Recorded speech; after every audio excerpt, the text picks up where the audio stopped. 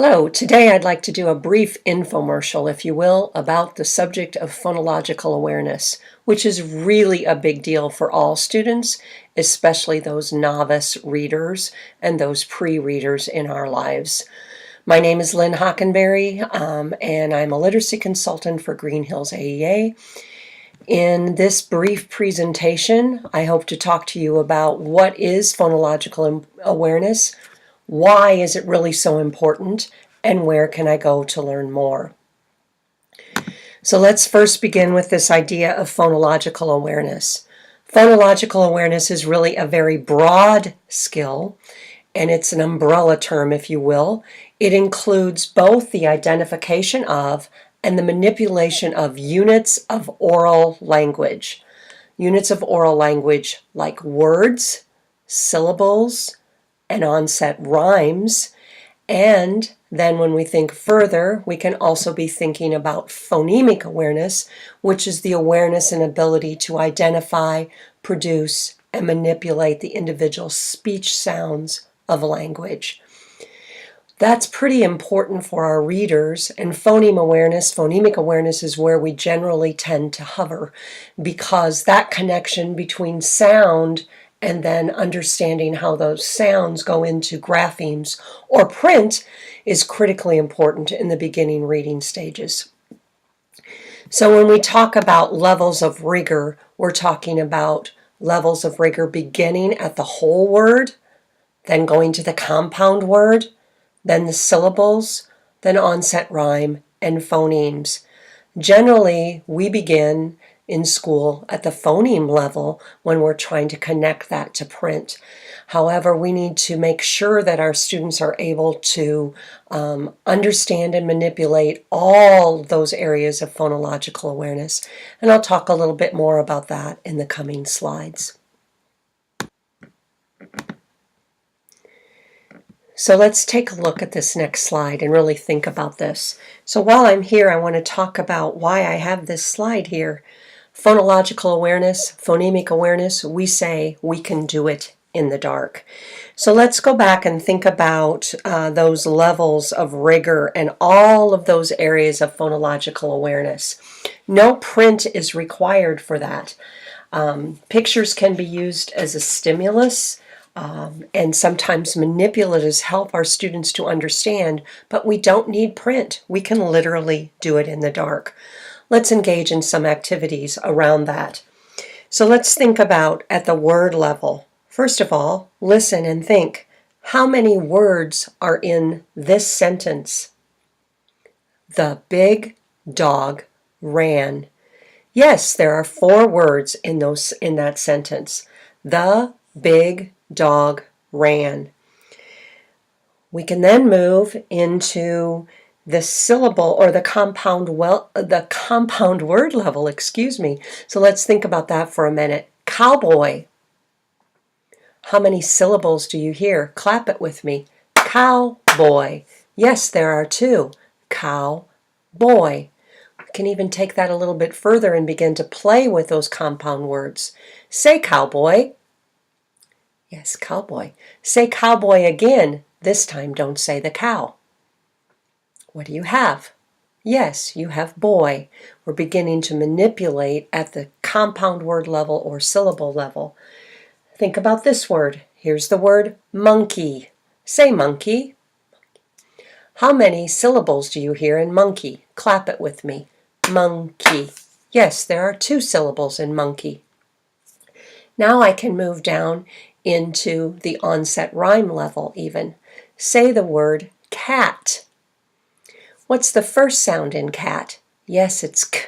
What do you have left? Yes, at. K, at, cat. We can put it together and make cat. Then at the phoneme level, we have to be able to understand all of those individual speech sounds. Let's go back to that word cat. What sounds do you hear in cat? Stretch them with me. K, at. There are 3 sounds in the word cat. Even taking that further, we can begin to start to manipulate those sounds. Say cat, cat. Say cat again. This time don't say the k. And what do you have? You have at. Right. I can also blend the sounds. Listen, here are the sounds in this word. S, n. What word? If I blend s, n, I get the word sun. Yes, sun.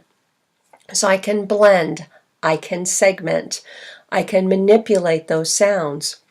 I can start looking at how to do substitution and deletion of beginning, middle, and ending sounds. I can do all of that without a single piece of print in front of me. That's what phonological awareness and the smaller term phonemic awareness are about. Manipulating the sounds we hear in oral language. So why is that a big deal, you might ask? Well, here are 3 very good reasons. 1, phonemic awareness is necessary for learning and using the alphabetic code.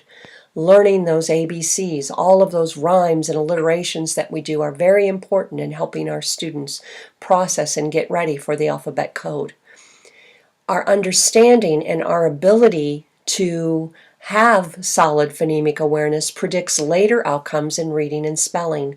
Think about those assessments we give at the kindergarten level. All of those are done because they have a high correlation to reading and spelling at later levels in schooling. Phonemic awareness weaknesses are common with poor readers and spellers, so we want to be proactive and really be front-loading and helping our students develop solid phonological and phonemic awareness. Here are a few more reasons why phonemic awareness is important. Direct instruction in phonemic awareness, based on all those things we've just heard, really benefits novice readers and spellers, and it interacts with and facilitates the development of vocabulary and word consciousness. Let's go to a few other little facts in case you're not convinced already that phonological awareness is very important. Research tells us, and Dr. David Kilpatrick talks a lot about this, that direct, explicit, systematic instruction in letter sound skills, we understand that relationship, which we would call phonics, and explicit systematic instruction in phonological awareness dramatically reduces word reading difficulties. We've spent a lot of time understanding phonics. We also have to understand the foundational skills behind those phonics skills, which are really phonological awareness skills. Dr. David Kilpatrick, who I just mentioned on the previous slide, wrote a great book called Essentials of Assessing, Preventing, and Overcoming Reading Difficulties. That book is available in our AEA library as well. And Dr. Kilpatrick talks about that if phonemic awareness is interfering with reading at any age, progress will be minimal in reading unless those phonemic awareness difficulties are corrected. We often talk about that every good phonics lesson contains elements and contains a few minutes of phonemic awareness instruction. It becomes even more critical if our readers are struggling. So I've given you just a brief overview in about 6 minutes regarding the importance of phonological awareness, and I'm hoping that I've made you more curious about phonological awareness and where you might be able to learn more. So I'm going to encourage you to think about and sign up for taking LETTERS, modules 1 through 3. LETTERS stands for Language Essentials for Teachers of Reading and Spelling. It will be offered in Red Oak in June. That information is available on our GHAEA website under the summer catalog. You might also find some more information on our GHAEA literacy website. We have a brand new website which is available through GHAEA. There are many resources available from the AEA library. Really, all you have to do to find those resources is click on MediaNet and type in phonemic awareness. There's a large number of resources there. One that I think you might be particularly interested is called Phonemic Awareness, the Skills That They Need to Help Them Succeed. It's written by Michael Hegarty, and he has 4 very complete manuals that are a part of our library as well. In addition, you might want to check out the book called Essentials of Assessing, Preventing, and Overcoming Reading Difficulties by Dr. Kilpatrick. Finally, the Iowa Reading Research Center is a great resource for you in finding out more about phonological awareness and all aspects of reading instruction. If you have further questions, please feel free to contact me. My email is lhockenberry@ghaea.org. Thanks for allowing me to take a few moments of your time today.